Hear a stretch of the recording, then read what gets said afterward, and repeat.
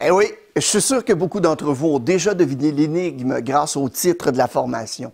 La réponse est bien sûr le storytelling. Cependant, on va faire référence ici au story selling, compte tenu qu'on veut vous former sur cet outil de vente et de présentation. On l'a adapté afin qu'il devienne un outil important dans l'arsenal de vente d'aujourd'hui. C'est la forme de communication humaine la plus puissante et elle existe depuis la préhistoire. Donc oui, c'est aussi vieux que le temps. De nouvelles histoires sont racontées chaque jour. Une histoire évoque tous vos sens, selon l'analyste Lisa Crown dans son livre Wired for Story. Les régions du cerveau qui traitent les images, les sons, les goûts, les mouvements de la vie réelle sont activées lorsqu'on est plongé dans un récit captivant. Ainsi, lorsqu'une histoire nous passionne, on est à l'intérieur de celle-ci, on ressent ce que les protagonistes ressentent et on le vit comme si ça nous arrivait effectivement.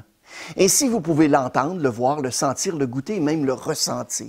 Elle est aussi complètement invisible. Chaque culture de la planète a une histoire intégrée dans son ADN. C'est ainsi que les traditions, les coutumes, les normes sont transmises de génération en génération. Et avant l'événement de la presse écrite, des archives numériques, des mémos vocaux, des séries ou même des YouTube, le récit verbal était l'épine dorsale de l'éducation et du progrès.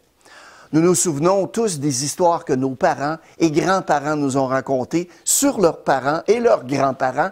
Évidemment, on va les transmettre à nos enfants également.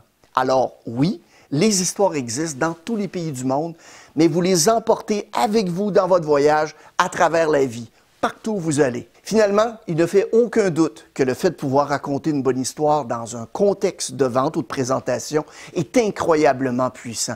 Et je ne suis certainement pas la première personne à vous dire que cette forme de communication est absolument essentielle pour engager la clientèle, surtout dans un marché saturé et hautement concurrentiel comme le vôtre.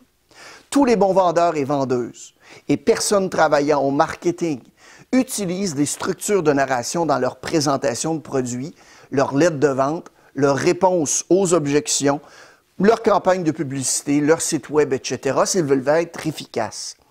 Ça a une grande vertu d'animer les 8 émotions de base dont on a besoin pour performer dans le monde des affaires d'aujourd'hui. La joie, la confiance, la peur, la surprise, la tristesse, l'anticipation, la colère et le dégoût. C'est le psychologue Robert Plutchik qui a fait cette découverte dans les années 80. Si vous y pensez bien, ce sont toutes les émotions dont on a besoin pour animer et conclure une vente et une présentation. Donc, si vous voulez vendre ou bien présenter, vous devez d'abord donner aux gens l'envie de vouloir vous écouter. Non seulement écouter, mais vouloir vous écouter. Les gens aujourd'hui sont plus perspicaces et cèdent plus à des astuces de vente dépassées, comme poser des questions pour avoir toujours des oui et ainsi en arriver à conclure une vente. C'est aussi vrai pour les vendeurs qui vendent des produits à prix élevé et des abonnements à long terme. Les arguments drabes, techniques, ennuyants, qui énumèrent les avantages des produits qui sont sans contexte, ou bien toute tentative de connexion vont échouer.